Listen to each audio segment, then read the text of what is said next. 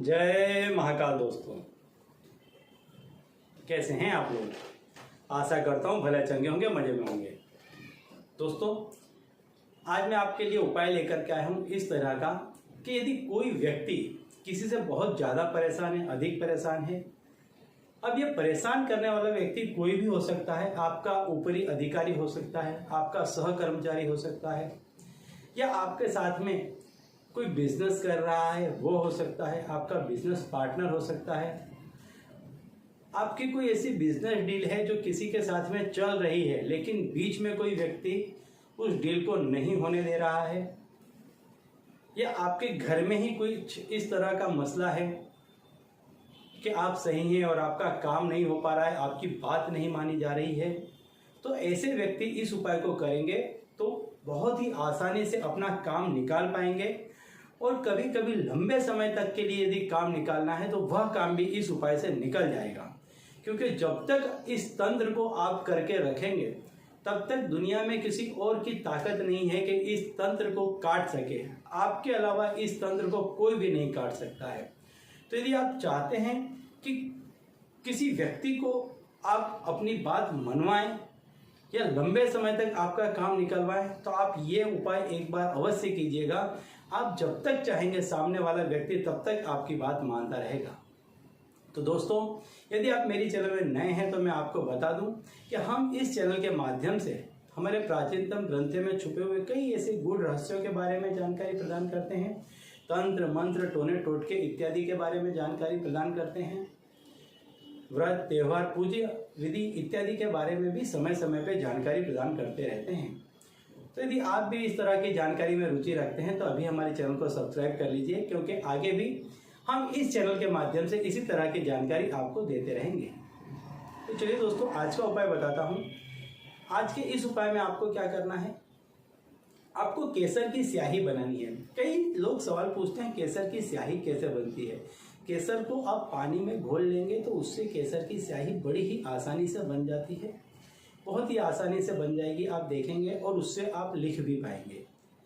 आप अपनी उंगली से भी लिख सकते हैं, मोरपंख से भी लिख सकते हैं, लिखने का कोई वो नहीं है, आप किसी भी से भी लिख सकते हैं। यदि आप मोरपंख से लिखते हैं तो काफ़ी बेहतर रिजल्ट देखने को मिलता है, काफ़ी जल्दी रिजल्ट आपको देखने को मिलता है। तो आपको करना क्या है, एक नंबर है, बहुत ही पावरफुल नंबर है, बहुत ही चमत्कारिक नंबर है, और पूरा ही तंत्र बहुत शक्तिशाली है। इस तंत्र की विशेषता है कि जब तक इस तंत्र को आप करके रखेंगे अपने पास, किसी और की ताकत नहीं है कि इस तंत्र को काट सके। तो आपको करना क्या है, भोजपत्र लेना है। भोजपत्र आपको इतना बड़ा लेना है जिसमें आप नंबर लिख सकें और सामने वाले व्यक्ति का नाम लिख सकें, इतना आपको भोजपत्र लेना है। भोजपत्र में आपको ऊपर नाम लिखना है, नंबर लिखना है ऊपर, और उसके नीचे आपको नाम लिखना है। जिस किसी भी व्यक्ति से आप अपनी बात मनवाना चाहते हैं उसका नाम लिखना है। ये आपको केसर की स्याही से लिखना है। यह लिखने के बाद लाल कपड़े में इसको आपको लपेट देना है, और लाल कपड़े में लपेटने के बाद आपको इसको ऐसी जगह पे, जैसे मान लीजिए आपके घर में अलमारी है या पेटी है, ऐसी जगह है जहां आप कपड़े रखते हैं, नए पुराने किसी भी तरह के कपड़े रखते हैं, लेकिन ये दबा रहे, इसको कोई उठाए नहीं, कोई हिलाए नहीं, इस तरह से आपके अलावा इसको कोई टच ना करे, इस तरह से आपको इसको रखना है। क्योंकि इसको कोई भी लेकर के यदि खोल देता है तो ये जो तंत्र है वो नष्ट हो जाता है। तो इसको आपको इसी तरह से रखना है कि आपके अलावा उस चीज को कोई और छुए नहीं। इस बात का खास ध्यान रखना है। तो आपको इस तरह से बंद करके रख देना है। नंबर में बता देता हूँ आपको कि नंबर क्या है। नंबर है 52918। ये नंबर है, इसके नीचे आप नाम लिख दीजिए। नंबर किसी भी भाषा में, किसी भी लैंग्वेज में लिख सकते हैं।